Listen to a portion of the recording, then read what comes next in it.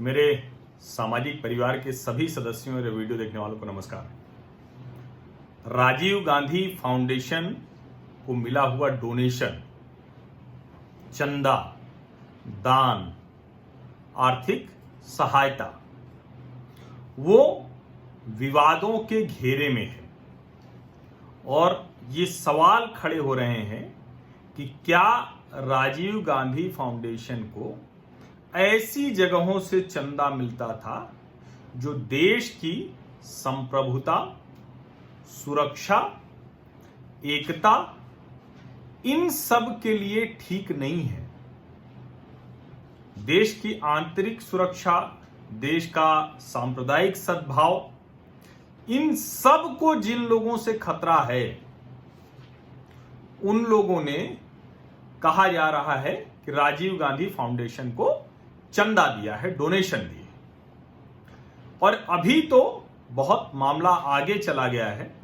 Bharatiya Janata party के राष्ट्रीय अध्यक्ष जगत प्रकाश नड्डा, जेपी नड्डा जी ने आरोप लगाया है कि राजीव गांधी फाउंडेशन को चीनी दूतावास और पीपुल्स रिपब्लिक ऑफ चाइना यानी चीन की जो सरकार है उससे भी डोनेशन मिला हुआ है।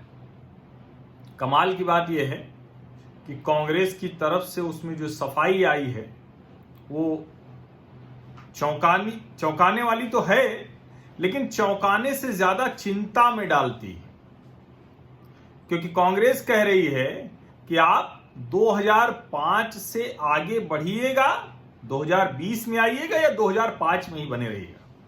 निश्चित तौर पे कांग्रेस को जो सवाल हैं वो जायज सवाल हैं कि क्या सीमा पर भारतीय सेनाएं सुरक्षा जो कर रही हैं वो पूरी तरह से हो पा रही है? क्या जो नरेंद्र मोदी प्रधानमंत्री के तौर पर भारतीय सेनाओं को खुली छूट दे पा रहे हैं? क्या भारतीय सेनाएं उस सुविधा के साथ, सैन्य साजो सामान के साथ पीपुल्स लिबरेशन आर्मी के साम्राज्यवादी, विस्तारवादी जो उनके मंसूबे हैं, जो योजना है, जो साजिश है 5 फिंगर वाली, क्या उसको रोकने में समर्थ हो पा रहे हैं? क्या चीन की सेनाएं भारत की सीमा में जो घुस आई हैं वो कहां कहां हैं और क्या हम उनको वापस भेजने में कामयाब हो रहे हैं? कांग्रेस मुख्य विपक्षी पार्टी है, इस नाते ये सारे सवाल जायज हैं। ये सारे सवाल देश की सरकार से, देश के प्रधानमंत्री से होना चाहिए और हम उम्मीद करते हैं कि देश का राजनीतिक नेतृत्व, देश के प्रधानमंत्री देश की सेनाओं को इतना सक्षम बनाएंगे जिससे कि कोई दूसरा देश भारत की सीमाओं की तरफ आंख उठाकर न देख सके।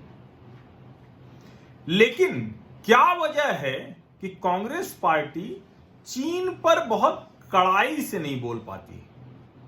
ये इस तरह के भी सवाल उठ रहे हैं जो विपक्ष की तरफ से आरोप उछाले जा रहे हैं, तो उसके जवाब में भारतीय जनता पार्टी की तरफ से इस तरह के आरोप भी सामने आ रहे हैं। अब जो 2005 की बात कही है उसको जरा समझने की जरूरत है। जो 2005 से कह रहे हैं कि 2005 से आगे बढ़िए, 2020 में आइए, तो पहले तो जरा राजीव गांधी फाउंडेशन को जान लें। ये शास्त्री भवन के सामने जवाहर भवन में इसका मुख्यालय है, दिल्ली के सबसे पॉश इलाके में। हालांकि उस जवाहर भवन के पीछे जो है वो इस पे जो रायसीना रोड है इस पर वो भी है, युवक कांग्रेस का बहुत बड़ा सा दफ्तर है। मुझे याद है कि भारतीय जनता पार्टी का जब 9 अशोक रोड में कार्यालय हुआ करता था तो 2 कमरों के छोटे से दफ्तर में उसी 9 अशोक रोड में वो कार्यालय हुआ करता था। और जो कहें कि 11 अशोक रोड में, और जो युवक कांग्रेस का दफ्तर है वो रायसीना रोड पर बहुत बड़ा सा दफ्तर है। मतलब इतना बड़ा कार्यालय है कि किसी भी युवक कांग्रेस या किसी भी जो कहें कि युवा शाखा होती किसी पार्टी को, उसको ऐसा कार्यालय नहीं मिला है।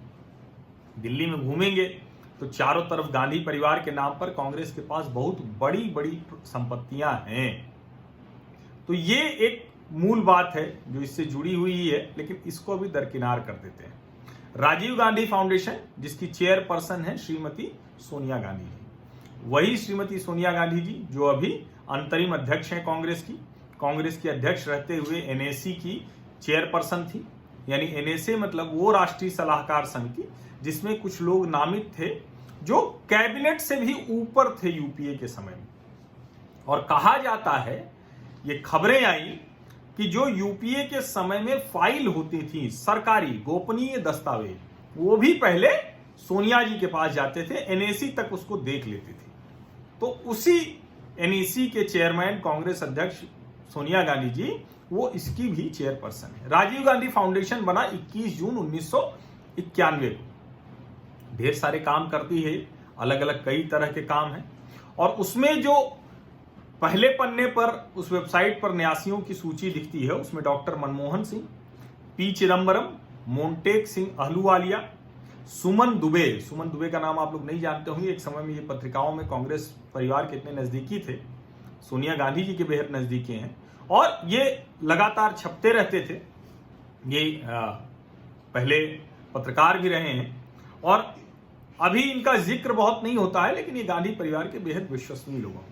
राहुल गांधी हैं, डॉक्टर शेखर राहा हैं, एमएस स्वामीनाथन का नाम दिखता है, अशोक गांगुली का नाम दिखता है, संजीव गोयनका का नाम दिखता है और प्रियंका गांधी वाड्रा का नाम दिखता है। यानी सोनिया गांधी, राहुल गांधी और प्रियंका गांधी वाड्रा तीनों इसमें हैं। जब मैं आगे बढ़ता हूं तो उस बोर्ड में फिलहाल अब न्यासियों की सूची में प्रोफेसर एमएस स्वामीनाथन का नाम नहीं दिखता है और सेक्रेटरी और सीईओ के तौर पर विजय महाजन का नाम दिखता है।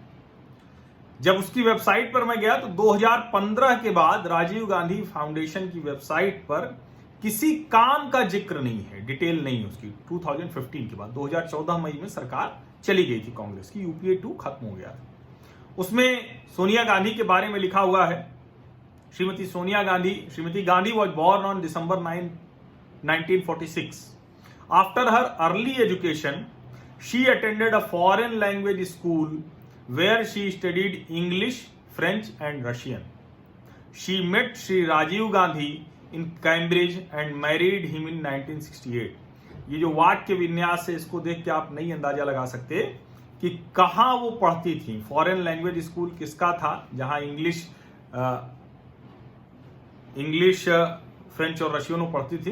ये जरूर लिखा है कि 1968 में राजीव गांधी जी से वो मिली कैम्ब्रिज में और उसके बाद फिर 1968 में उनकी शादी हो गई। मतलब मुलाकात कैम्ब्रिज में हुई, उसके बाद 1968 में शादी हुई। टीम की बात जब देखते हैं, आवर टीम, तो उसमें टीम में किसी का नाम नहीं, सीनियर मैनेजमेंट में 2 लोगों का नाम है। और टीम में एक लाइन लिखी हुई है, a mix of experience and youth, our team shares a sense of community and works in an environment that values hard work and innovation। और फिर वो डोनेशन के लिए जो मांगते हैं तो अलग अलग प्रोग्राम हैं और उन प्रोग्रामों में Rajiv Gandhi access to opportunities programme है, इंटरैक्ट स्कॉलरशिप्स प्रोग्राम है, नेचुरल रिसोर्सेज मैनेजमेंट प्रोग्राम है, वंडर रूम प्रोग्राम है और राजीव गांधी कैम्ब्रिज स्कॉलरशिप है, जिसमें वो जरूरतमंद बच्चों को कैम्ब्रिज भेजते हैं पढ़ने के लिए। अब जो जेपी नड्डा ने आरोप लगाया कि राजीव गांधी फाउंडेशन को चीनी दूतावास और पीपुल्स रिपब्लिक ऑफ चाइना से रकम मिली है, टाइम्स नाउ ने भी जब इन्वेस्टिगेट किया तो 2005 और 6 की जो एनुअल रिपोर्ट है, मैंने वेबसाइट पर खोजा तो वो नहीं मिली। जो एनुअल रिपोर्ट है उसमें राजीव गांधी फाउंडेशन को चीनी दूतावास और चीन की सरकार से फंडिंग मिलने का जिक्र है। साथ ही the Rajiv Gandhi institute of contemporary studies को दान देने वालों की सूची में government of people's Republic of China ये नाम है। कांग्रेस शासन के दौरान एक रिपोर्ट भी तैयार हुई थी, India China free trade agreement and the study of the feasibility. अब इसमें जो बहुत सी रिपोर्ट्स हुई, बहुत सी चीजें हुई, उसी के बाद भारत का बाजार चीन के सामानों के लिए पूरी तरह से खुल गया, जो आंकड़े बताते हैं। और ये समझ में नहीं आता, जब आगे हम जाते हैं तो पता चलता है कि प्रधानमंत्री राष्ट्रीय राहत कोष से भी पैसे दिए गए हैं। अब बताइए, प्रधानमंत्री राष्ट्रीय राहत कोष को राजीव गांधी फाउंडेशन को पैसे देने की क्या जरूरत है? जबकि प्रधानमंत्री राष्ट्रीय राहत कोष से आपदा के लिए जो पैसे दिए जाते हैं तो उसकी तो एजेंसीज की देने, उसमें राजीव गांधी फाउंडेशन को कहां पैसे देने की जरूरत आ पड़ी? और अब कांग्रेस के नेता जो बचाव का तरीका निकाल रहे हैं उससे सवाल बड़ा हो जाता है, खत्म नहीं होता, जवाब नहीं मिलता, सवाल बड़ा हो जाता है। पी चिदम्बरम साहब ने ट्वीट किया है, पहले मैं वो ट्वीट जो है वो पढ़ देता हूं, उसके बाद जो सवाल बड़े हो गए हैं उसके बारे में मैं कहूंगा तो स्थिति और स्पष्ट हो जाएगी। भाजपा इस तथ्य को क्यों छिपा रही है कि 2005 में प्रधानमंत्री राष्ट्रीय राहत कोष से आरजीएफ यानी राजीव गांधी फाउंडेशन को प्राप्त 20 लाख रुपए अंडमान और निकोबार में सुनामी राहत कार्य के लिए थे, और यह कि प्रत्येक रुपया किस उद्देश्य के लिए खर्च किया गया था। तो जब आपने ये बता दिया तो ये भी बता देते किस उद्देश्य के लिए खर्च किया गया था। और उसके बाद उनका दूसरा ट्वीट है, आरजीएफ को 15 साल पहले मिले अनुदान को मोदी सरकार की निगरानी में 2020 में चीन का भारतीय क्षेत्र में घुसपैठ से क्या करना है।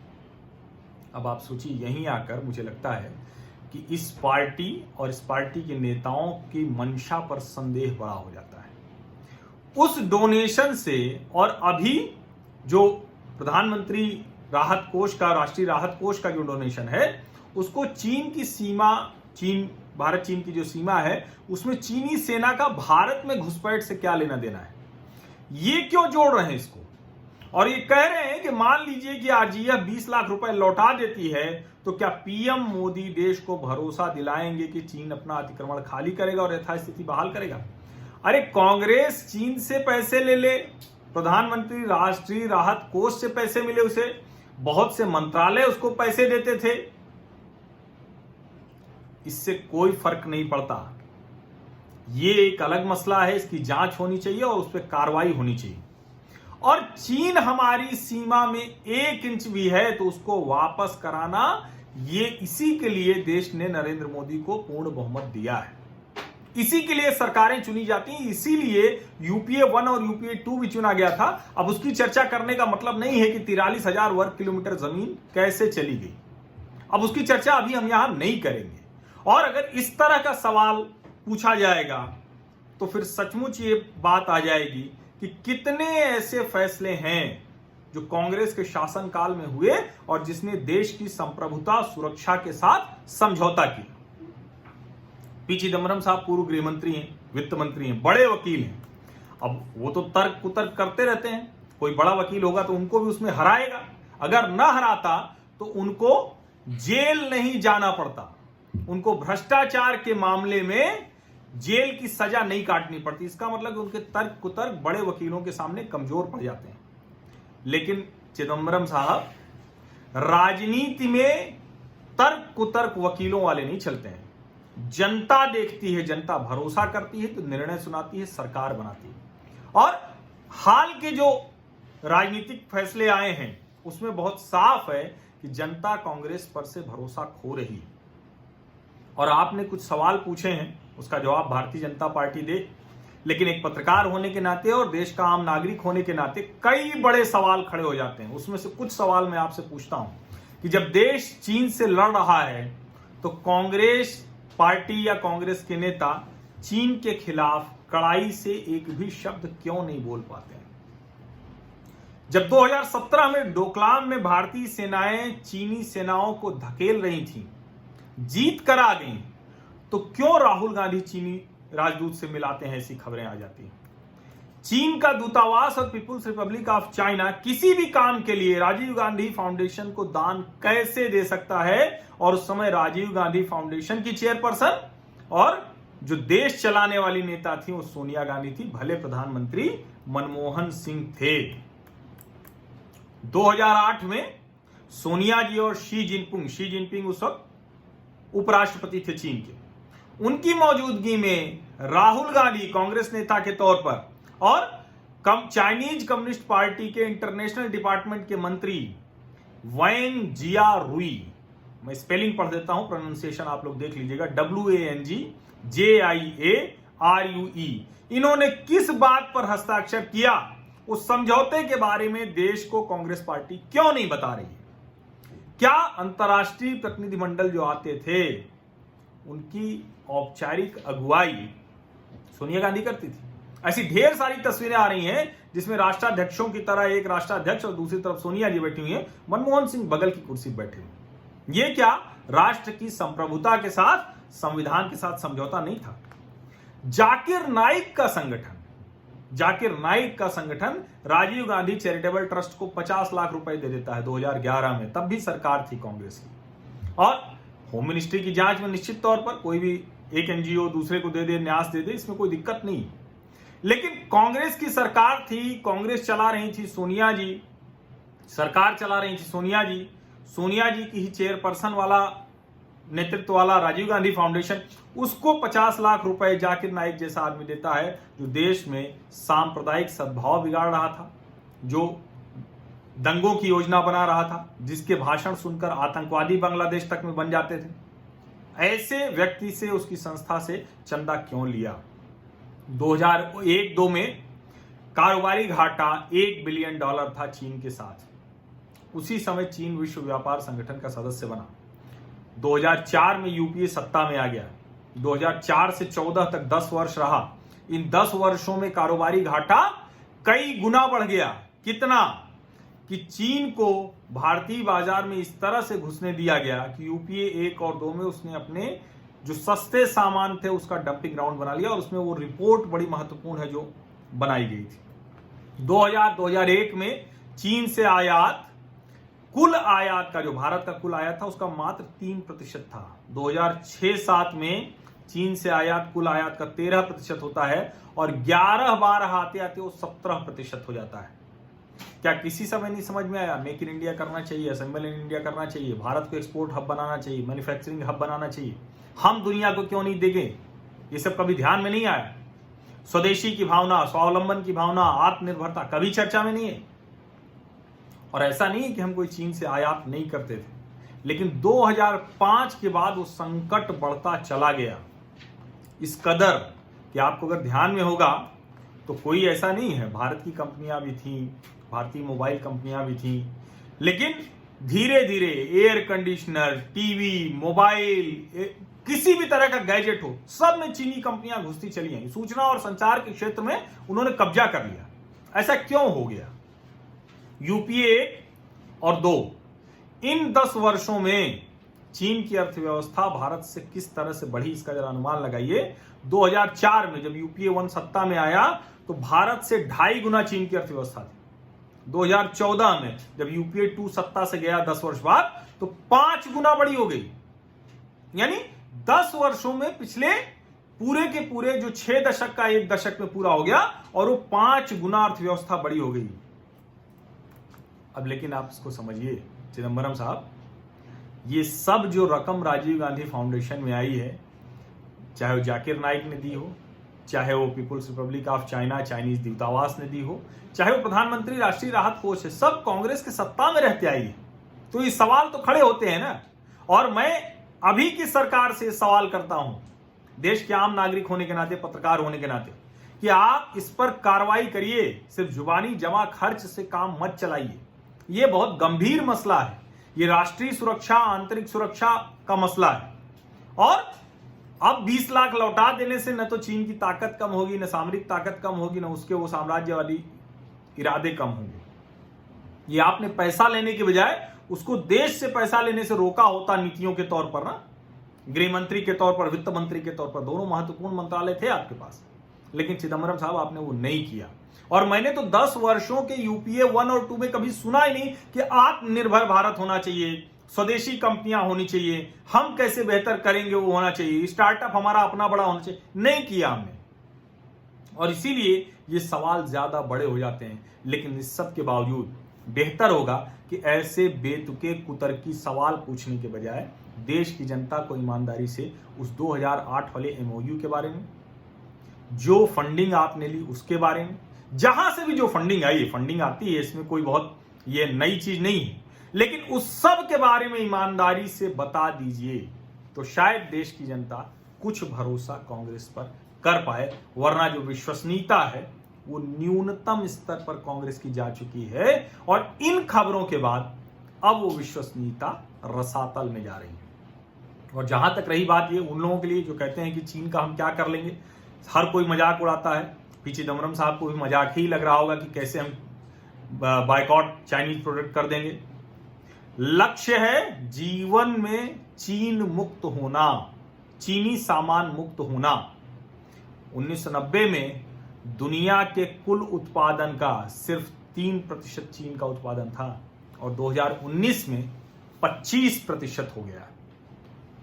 अगर इससे आपको नहीं समझ में आता है कि कोई देश कैसे लक्ष्य तय करके उसे हासिल कर लेता है, तो मुझे लगता है कि ये मतलब सबसे ज्यादा आंखें मूंदना यही होगा कि जिस चीन से हम चमत्कृत होते रहते हैं, हम ये सोच ही नहीं पाते कि भारत भी क्या ऐसा कर सकता है। निश्चित तौर पर कर सकता है। और ये बायकॉट चाइनीज प्रोडक्ट या चीनी कम चीनी बंद, ये भावुक नारा नहीं है, ये मजबूत आर्थिक और सामरिक फैसला है जिसको हर भारतवासी को लेना है और हम वो लेके दिखाएंगे। चंदा जो आपने लिया है, उससे जो काम किया है, उसकी जांच सरकार को करनी चाहिए और कड़ी कार्रवाई करनी चाहिए। आप पैसा लें, लौटा दें, इससे देश के लोगों को अब कोई वास्ता नहीं है। देश के लोग अपने हर फैसले को राष्ट्रीय सुरक्षा, स्वावलंबन और आत्मनिर्भरता के पैमाने पर कस कर देख रहे हैं। उसमें जो गड़बड़ करेगा वो छूटेगा नहीं, वो बचेगा नहीं। बहुत बहुत धन्यवाद। आप लोग कई दिनों से इस विषय पर मुझसे पूछ रहे थे कि मेरा क्या मत है, तो मैंने कहा थोड़ा सा संदर्भों के साथ बात करना जरूरी है। तो आपको लगता है कि ये बात दूसरे लोगों तक भी पहुंचनी चाहिए। सबसे कहें कि अभी का सबसे ज्यादा यही मुद्दा है जो गर्म है, बातचीत हो रही है, विमर्श चल रहा है, बहस हो रही है, तो इसको आप दूसरे लोगों को भी बढ़ाइए। आप अभी तक मेरे चैनल को सब्सक्राइब नहीं किया है आपने, तो इसको सब्सक्राइब कर लीजिए, नोटिफिकेशन वाली घंटी दबा दीजिए। बस इतनी ताकत आप लोग देते रहिए, दूसरा काम मैं करता रहूंगा निरंतर निर्बाध तरीके से। बहुत बहुत धन्यवाद।